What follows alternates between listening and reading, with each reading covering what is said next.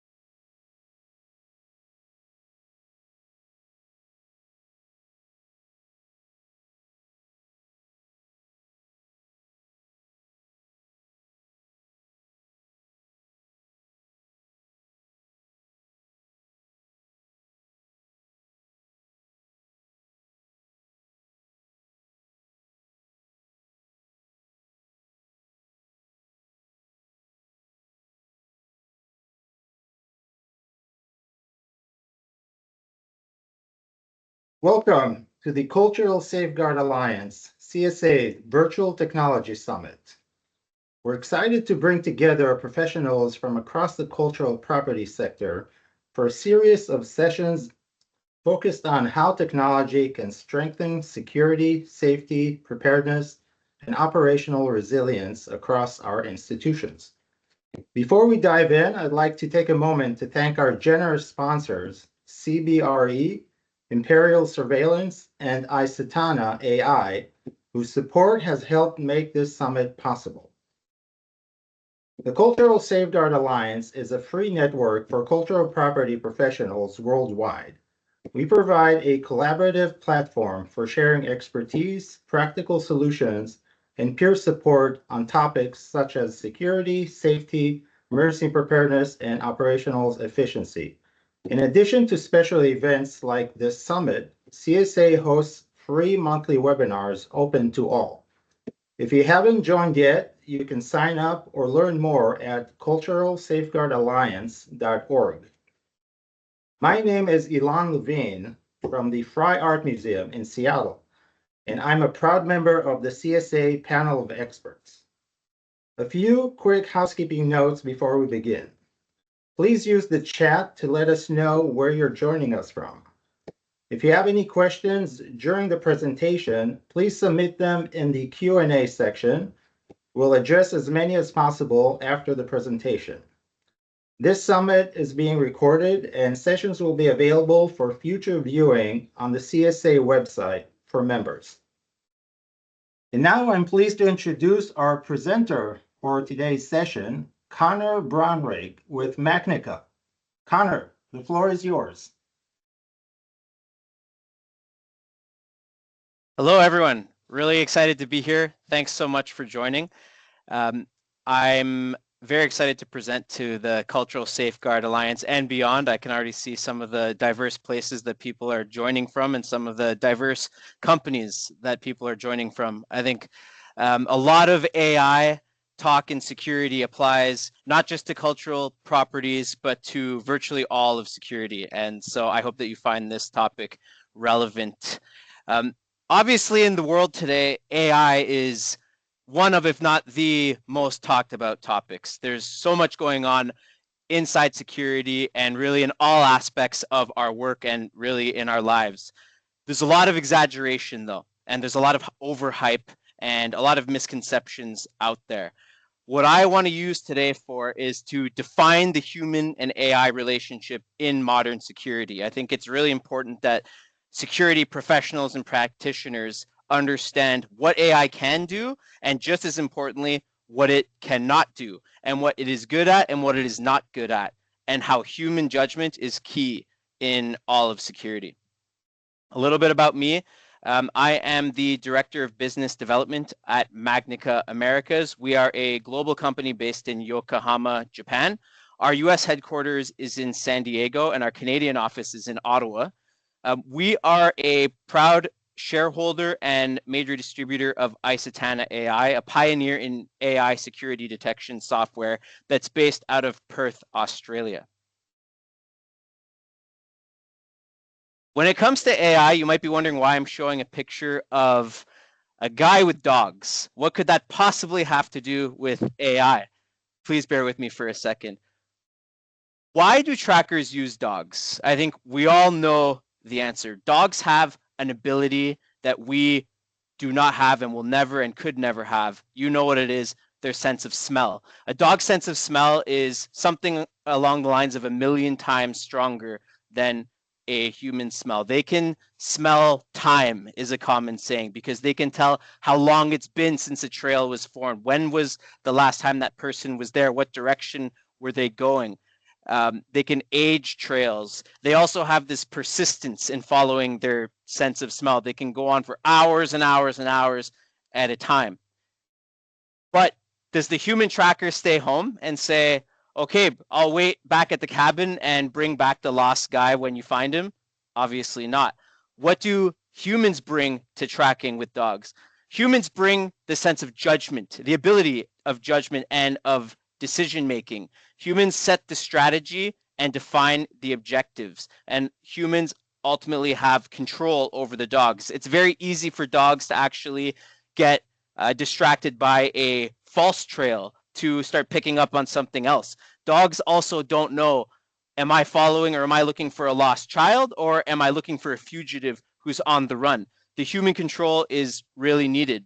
But when we as humans develop the dogs and harness their sense of smell to find people and to track things, overall, the ability to do that becomes so much more effective and so much more efficient. This is really, really similar to how AI and human interaction looks, and that's what we're going to unpack today. Really, with all of technology, including AI, technology extends human limits, whether we're talking about simple machines like pulleys that our ancestors have been using for thousands of years. These extend our strength. If we're talking about telescopes and microscopes, these extend our vision. Calculators extend our accuracy and our speed. The internet extends our access to information, our communication, and our reach. AI also extends human limits. The question is how? AI extends the human ability to analyze data and make decisions. What AI can do that similar to that dog sense of smell that is just so much stronger than AI than ours is, AI can process information fast and at a scale that we could simply never do. A human can typically read somewhere in the range of 200 to 400 words per minute. AI can process thousands of pages in seconds. When it comes to basic arithmetic, we're almost at the point where AI has reached 1 trillion times the human capacity to process arithmetic. When it comes to security, metadata, AI can detect patterns. It can analyze massive amounts of data, see similarities, trends, pick up unusual things, anomalies. AI has consistency. It repeats the same things over and over and over again without fatigue. But what does AI not have?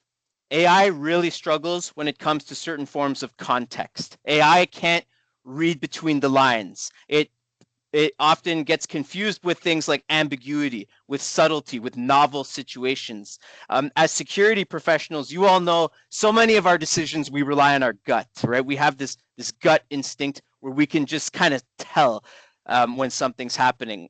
In the book, The Gift of Fear, Gavin DeBecker talks about that gut instinct that we have, that obviously AI doesn't have a gut instinct.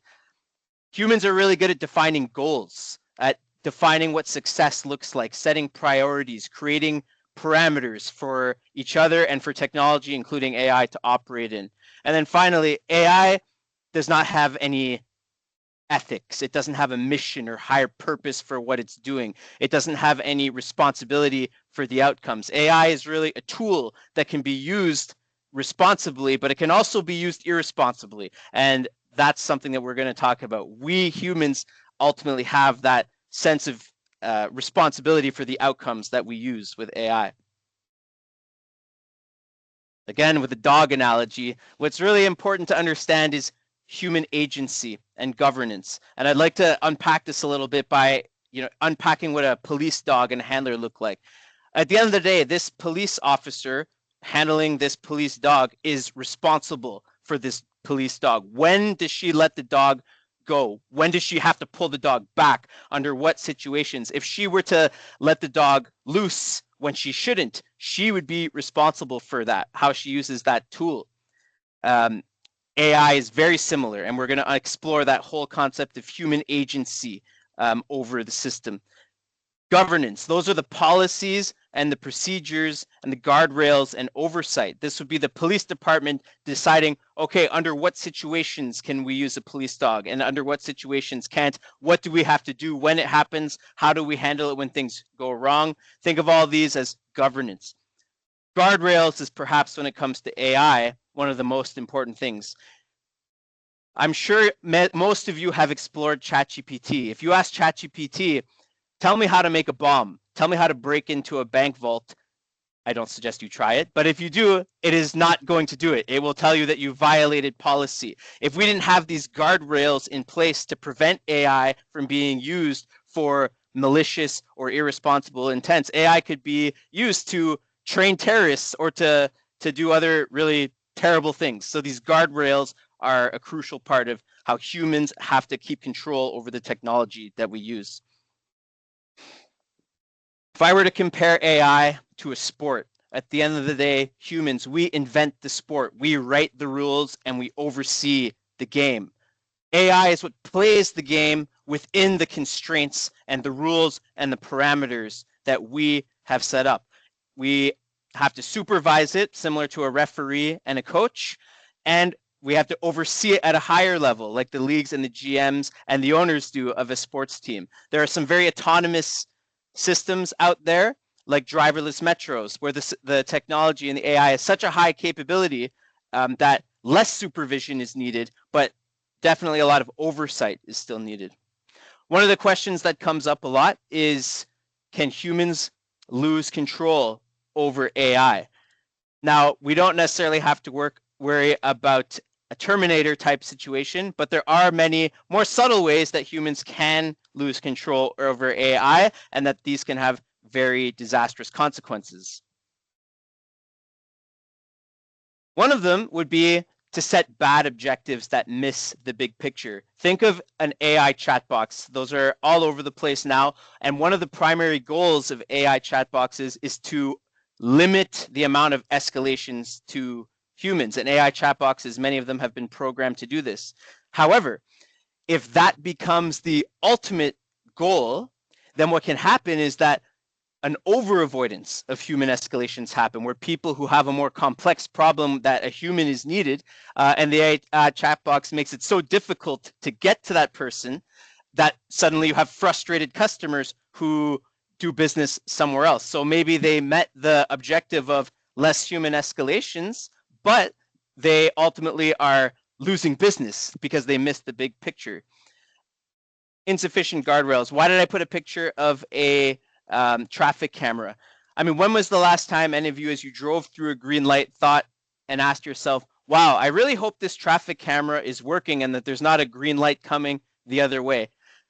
There are so many guardrails in place, software and hardware, that prevent the possibility of a oncoming green light situation, that it's, a lightning strike probability. It virtually never happens. And that's because of the guardrails and the redundancy. The higher the stakes, the higher the sophistication of the system and or the human oversight needs to be. Think of life and death situations, for example, gun detection.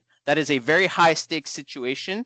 The capability of gun detection in the market right now still requires a very high level of human oversight to make sure that it's working properly and that we're not responding and dispatching police to false alarms. Human verification is absolutely key. Why do I have a bag of Doritos? Many of you may have heard that story happened about 3 months ago, that poor kid in high school, where the gun detection system, somehow the way he was holding the bag, it set off the gun alert. Police were called and dispatched, and this boy was arrested at gunpoint. This is a very, very dangerous situation where the police honestly believed there was a person with a gun and they could be entering an active situation. All of this had to do with really an over-reliance on technology that didn't have the necessary guardrails. For example, probably the most important one, human verification of any gun detections before dispatching the police. Another way that we can lose control over AI is simply by having poor governance, where there's not sufficient accountability and ownership, and especially of the risk. This can happen, and many of you may have seen this, where when we deploy multiple different security technologies, who is ultimately responsible for making the system as a whole work? It can happen where the end user could blame the integrator, and the integrator could think, oh, well, this product or that manufacturer didn't do as it was supposed to, and it just creates this whole mess. So clear ownership and accountability over the system and who's responsible for what is key for keeping control over AI. I think it's really important to look at aviation security as a precursor to AI, especially baggage detection. There's a lot of ways in which baggage detection parallels AI, especially in video analytics. And by unpacking that, we can help to understand what AI video analytics does and what it does not. Just a few statistics to point out first. In the United States alone, aviation security, we spend roughly $10 billion per year. 60 to 70% of that is spent on passenger screening. Roughly 300 million hours per year are spent on that. Why do we spend all this time?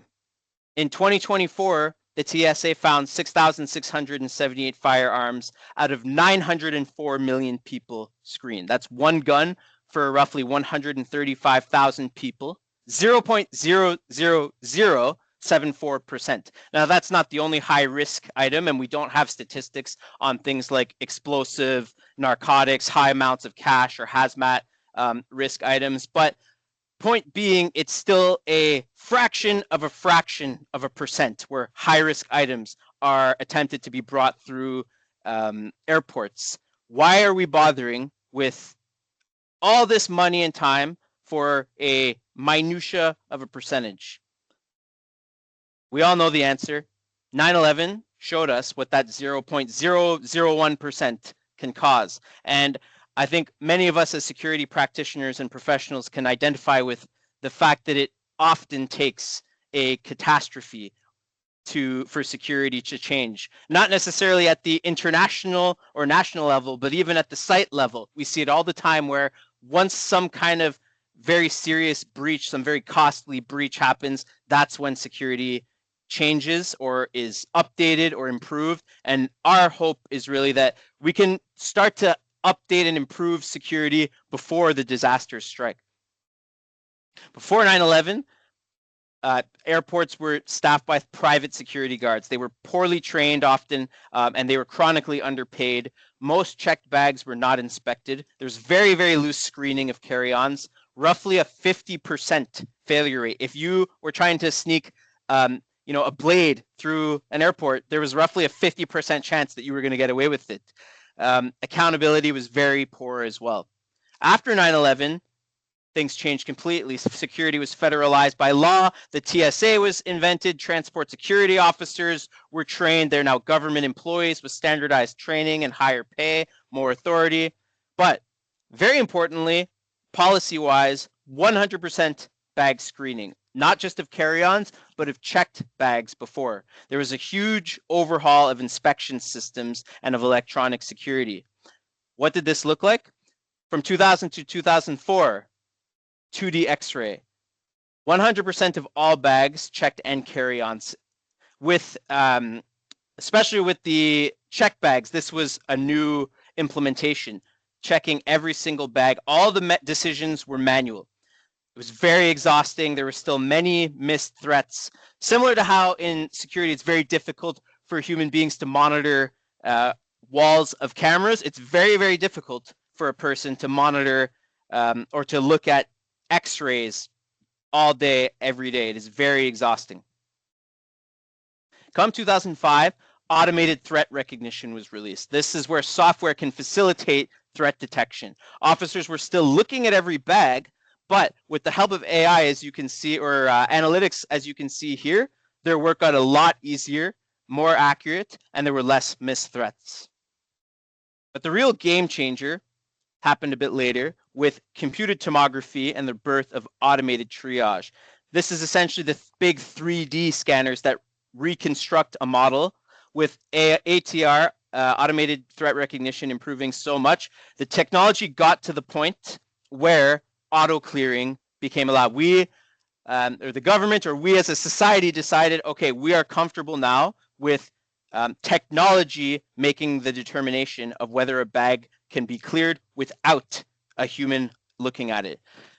By 2018, 99% of checked bags were cleared, and roughly 95% of carry-on bags were auto cleared.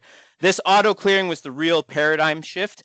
Officers now going from looking at 100% to escalations only, roughly 1% of checked bags and 5% of carry-ons.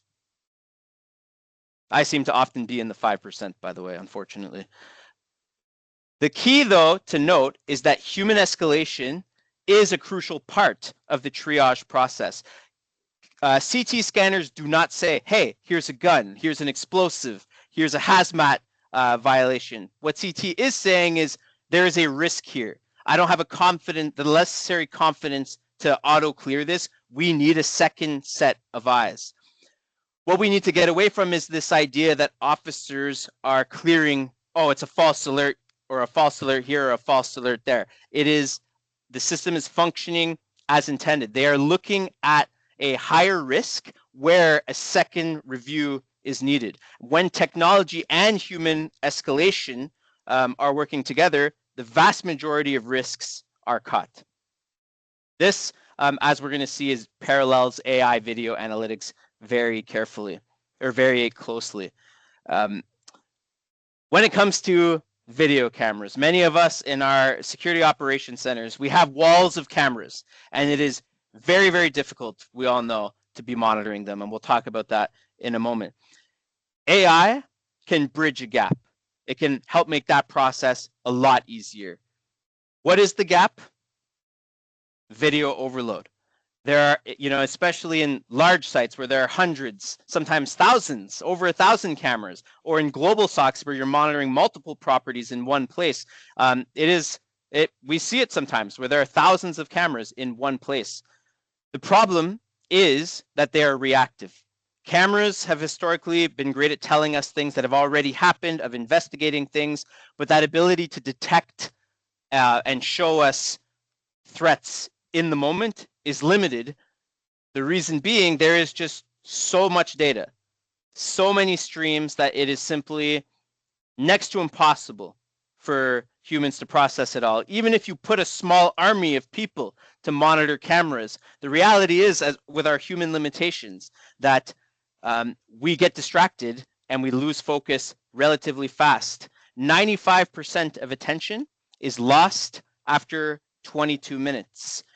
What humans are very good at is when an incident is happening, when that needle in the haystack is there, we're very good at applying our human intuition, determining the context and deciding what to be done. But the challenge is actually finding that needle in the haystack. And that is where AI, that is the gap that AI can help us to fill. To look at what this looks like, at Louvre, obviously one of the greatest security failures in modern history just a few months ago.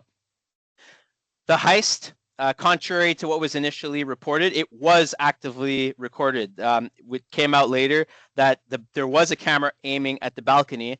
One of the problems, though, is that they did not have the cameras on the monitors. They had roughly 1,300 cameras at Louvre, not enough screens. It took roughly 4 minutes to actually find the right camera feed. The police went to the wrong part of the building initially, and it actually came down to 30 seconds. That's how small that window of opportunity was. You know, some of you in museums or in other places, these brazen smash and grabs that are happening, really every second counts. You know, 30 seconds was the difference between, you know, these guys getting away with $100 million worth of irreplaceable jewels and getting caught. In my opinion, though, even if they had all these 1,300 cameras, even if they had half of them, and one of them was the important one, if they had it on screen, what do you think the chances are that these guards who have been in the SOC potentially for hours, for a long time, that they actually noticed? I think that possibility, it's impossible to know, but I think it's still very unlikely that unless there was something, some way that drew their attention to the camera where the activity was happening, that I think even had it been there, they still probably would not have noticed, or at the very least, it would have taken longer. How AI bridges the gap is that AI has that ability to process all this footage, all this mountain of information in real time.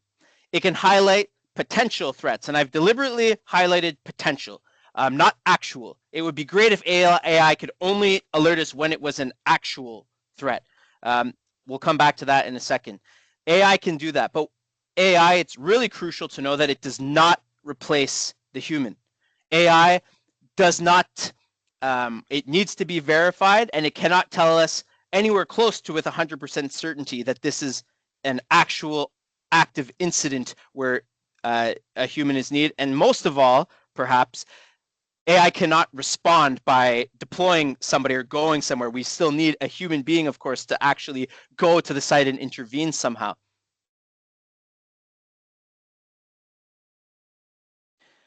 When it comes to AI in video analytics, really in the perfect world, let me see if I can move my mouse here.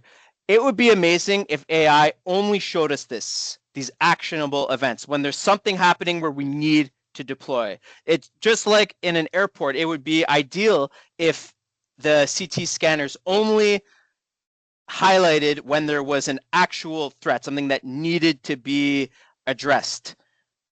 Unfortunately, we're not there, and we may never be there. We will get closer and closer to this, but we will, at least not in the foreseeable future, get to AI that can only show us this.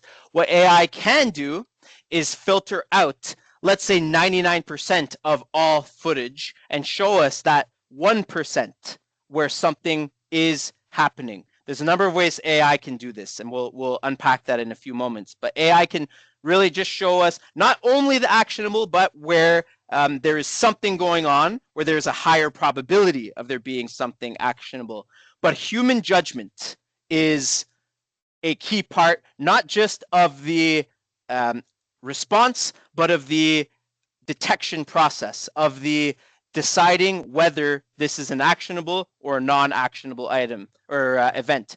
Again, this 1% over the years to come, I believe, will go down to 0.5%, 0.25%, 0.1%, where more and more of the non-important items are filtered out to make the human's job easier, just like has happened with the sophistication of airport baggage detection.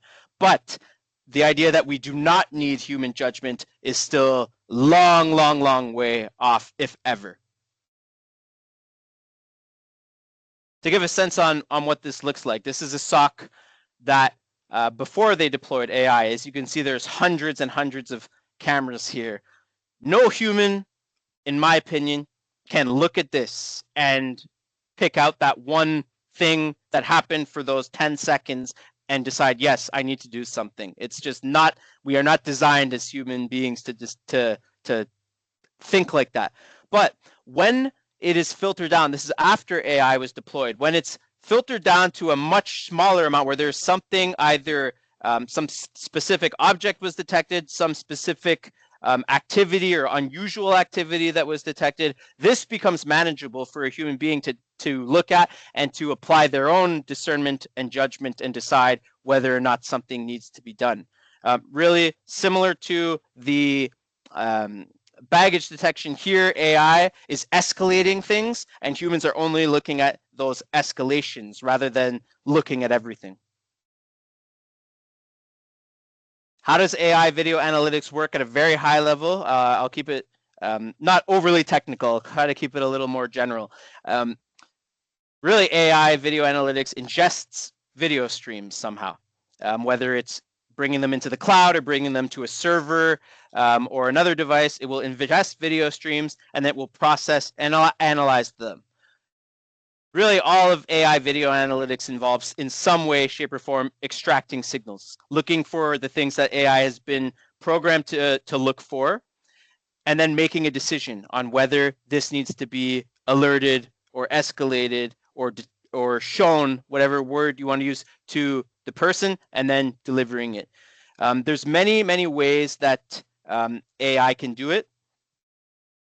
Some of the more let's call it historical basic ways involve object recognition, looking at people, looking at vehicles. For example, in a really remote area like a construction site at night where no one goes, anytime a person is detected there off hours would be useful to know. If you are trying to do that in a busy museum, then that is not going to cut it because you're going to have constant people there.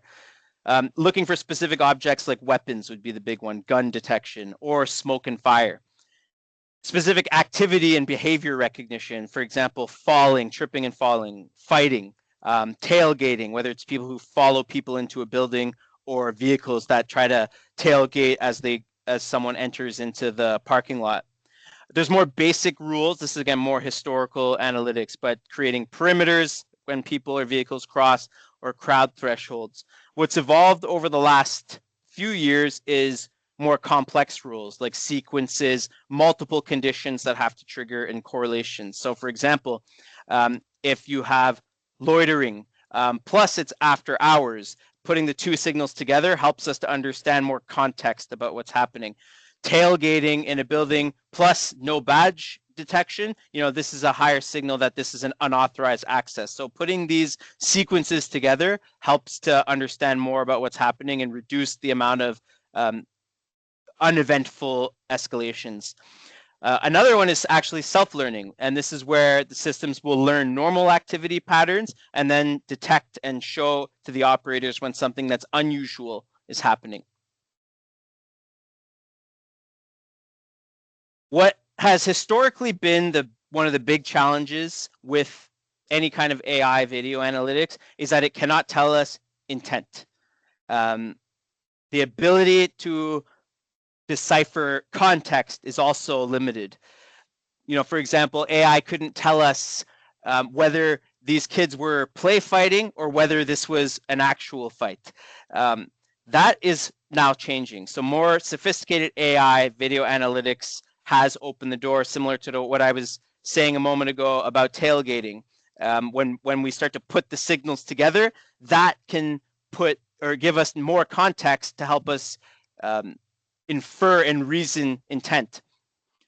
But what's really changed, and we're at the very advent of this in security, is video language models that are purpose-built for security. Video language models can actually, looking at pixels, can understand and decode what is happening and explain it in text. With AI agents that are involved, they can start to connect the dots. So just to give an example, if you had kids running in a mall, that's pretty common, right? That alone, people running, good chance that that's not going to be eventful. Now, if you see the faces are covered, someone with a face covered in the mall, well, that's also pretty common. People post-COVID are still, not as much as before, but wearing masks.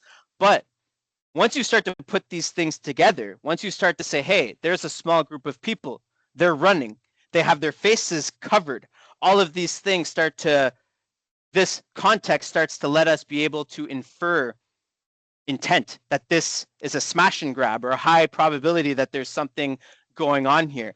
I think if we humans were looking at the screen, we have that gut instinct, that intuition that can tell us, that would make the hairs on the back of our necks stand up, that if we saw these people running while with their faces covered, while holding some kind of an object, even if we don't know what, we would just know, right? AI doesn't just know the way we have that gut instinct. It has to decode it somehow. And now with video language models and AI agents that can connect the dots, we can infer intent from the context signals that are going on.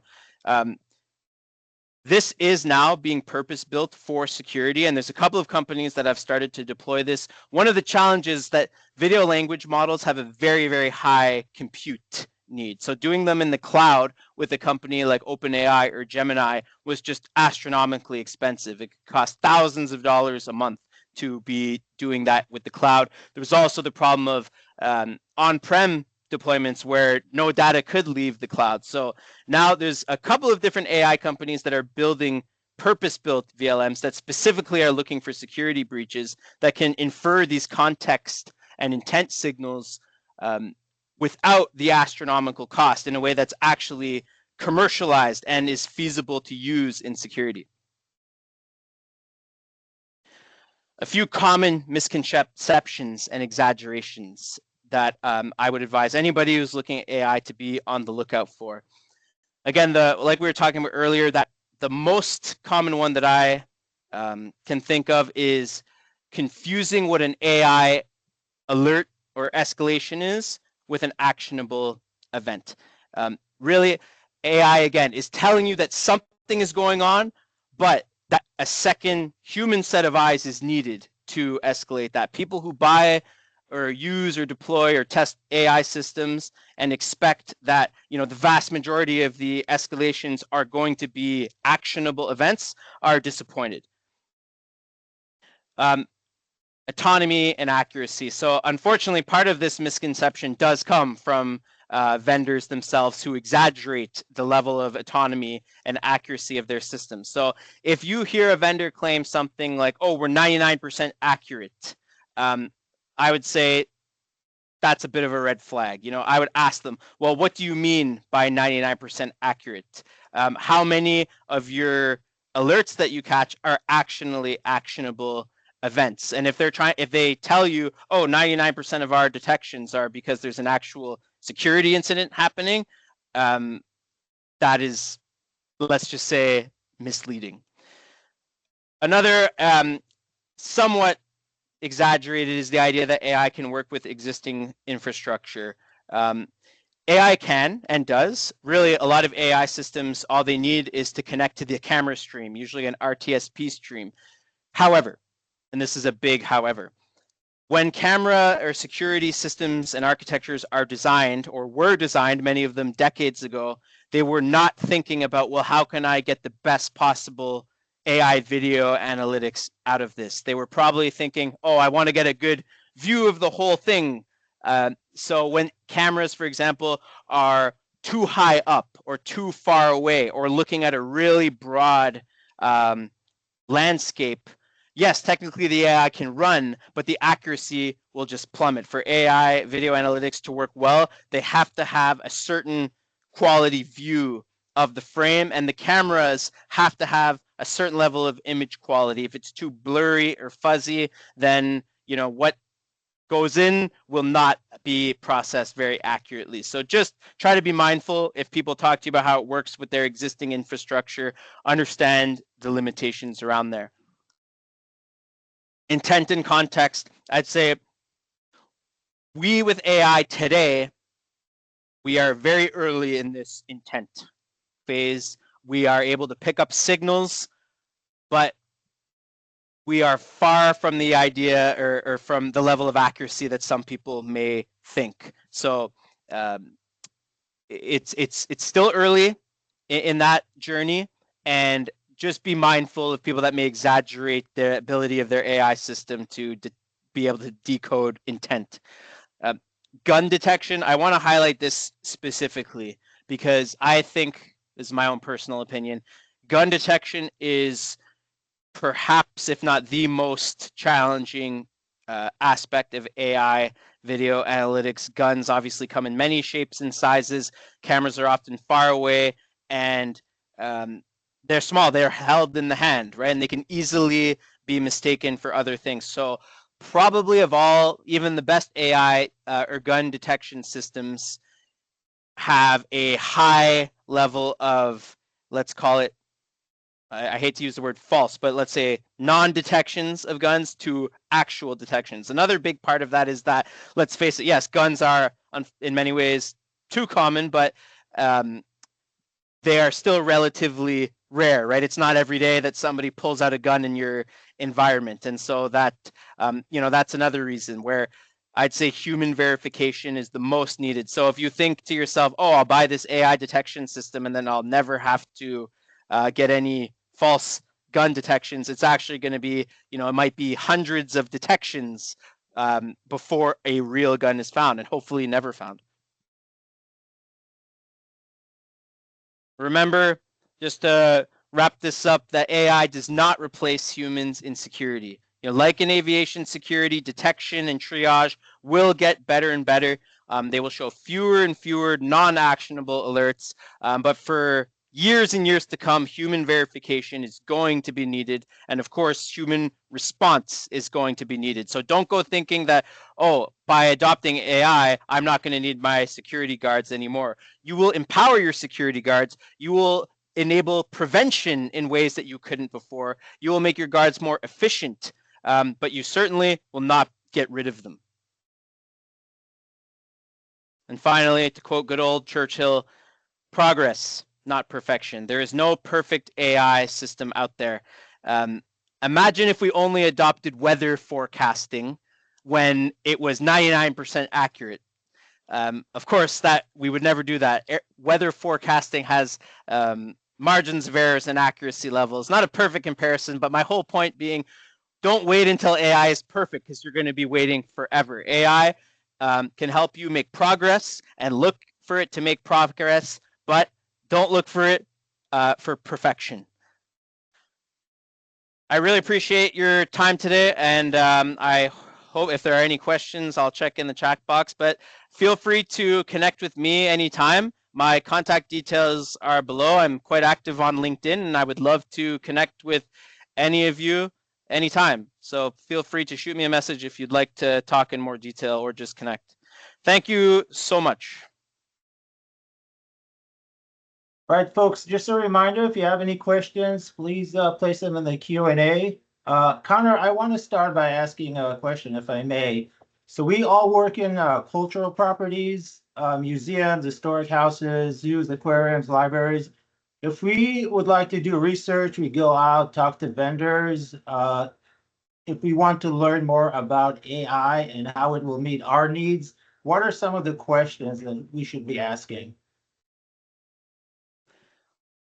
I think that you want to be able to tell the AI vendor about the challenges that you have and ask them how AI could help to prevent them. For example, if you are, in an inner city and you're getting a lot of people in the middle of the night that are, peering around, tell them about that and ask for specific examples of how their AI can help with that. I think being as applied as possible is the best strategy here. And the good vendors will ask you that, like, tell us about your problems, almost like a psychologist. Be ready to talk about that, because that will help them to translate your issues and how you're trying to improve with how they can do it. And the honest ones may even tell you, I'm sorry, this is not something that we can do, but try this company or try this. Maybe there's another way to solve it that doesn't even have to do with AI. Does that answer your question, Elon? Yes, thank you very much. So I don't see any questions, so we're gonna go ahead and wrap it up. Again, I want to thank you all for joining us today and for your active participation throughout the summit.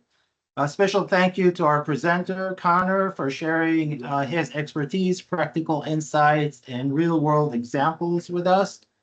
Before we close, I'd like to encourage everyone to follow the Cultural Safeguard Alliance on LinkedIn to stay updated on future events, resources, and upcoming webinars. And if you work for a cultural property institution and haven't joined CSA yet, I invite you to become a member. Membership is free and open to all professionals working for a cultural property. Thank you again for being here today. We look forward to seeing you at the next presentations. We have next one starting in about an hour and 15 minutes. Thank you. Have a great day.